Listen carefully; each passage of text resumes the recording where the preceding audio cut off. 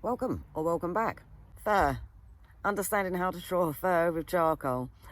Well, it turns out that drawing fur or creating fur is one of the biggest struggles most artists face. Now, I've found that charcoal can actually really simplify this process. Now, most people, they are under the common misconception that charcoal is messy, it's difficult to control. And well, yeah, I give you that, but it really does depend on how you use it. So for fur, and especially the way I work with it, it's minimal mess. I mean, as you can see, I live in a tent, and my husband's not going to be too pleased if the entire inside of the tent is covered in charcoal dust. So I need to work in a sensible manner. So I'm going to show you how you can create this fur realistically looking with minimal effort and with minimal mess, just using charcoal. So what are some of the common problems when it comes to creating fur? Mostly it's down to people's impatience, I think, but also it's getting that right texture, getting that right flow, understanding how the contours of an animal's body will affect its coat, how different animal coats grow, and how that fur is going to lie with the contours of the body. Sometimes when people are getting impatient, you'll find that these drawings will have very much, when it comes to fur, a back and forth motion. It just creates for a very flat, unrealistic effect. Almost like the lack of the curve and flow of the hair. It takes away that natural movement that the eye would see in fur. Now, as we all know, I'm not an artist, not a professional type of artist. I literally learned how to draw with charcoal in the last 2 years, but I have managed to figure out how to do this and how to do this quite effectively with pretty much minimal effort, really. Most guidelines I found, they say to start light and then work in your darks, because as you'll know from my previous videos, it's all about layering, really, and it's going to be the same with the fur. However, I don't start with the light and then get dark. I start with the darks first. And I'm going to walk you through why this is as we go along. It will be written on the screen because my editing skills are none to be desired, and I get very frustrated. So you'll have the forest bird song as I draw. Do watch out for the instructions that will pop up on your screen. Let's get into it. Today's tools, you'll see that there is not a charcoal pencil in sight. Instead, we have 2 brushes, one which I'm going to be doing the majority of my fur work with. It's almost I'm going to be painting the fur on with the charcoal powder down there. This is for my light blending, so I can reblend. I've got the kneadable eraser to lift any difficult patches off. And I've also got the mono eraser for some more specific highlights.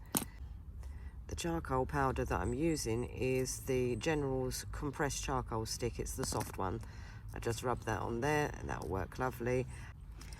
And then for the more specific detailing, I've got the blending stump.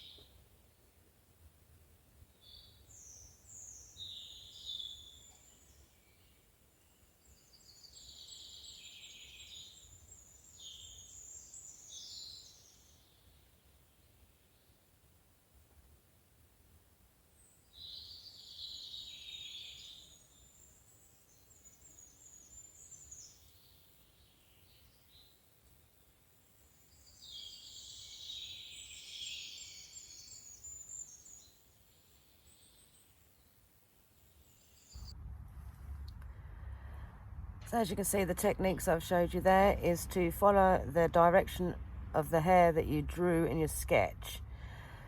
Don't be overly consumed with your reference picture, although you do want to refer to it as often as possible. You don't really have to be overly specific with every single hair, so long as you're following the rough direction and you're getting those contours in the right place. By using a brush, you can go in with the darks first, as I do. I work back to front, if you like, to most, because most people like to go light to dark. I prefer to go the other way around, only because I don't really have a problem lifting the charcoal when I'm applying it with a brush.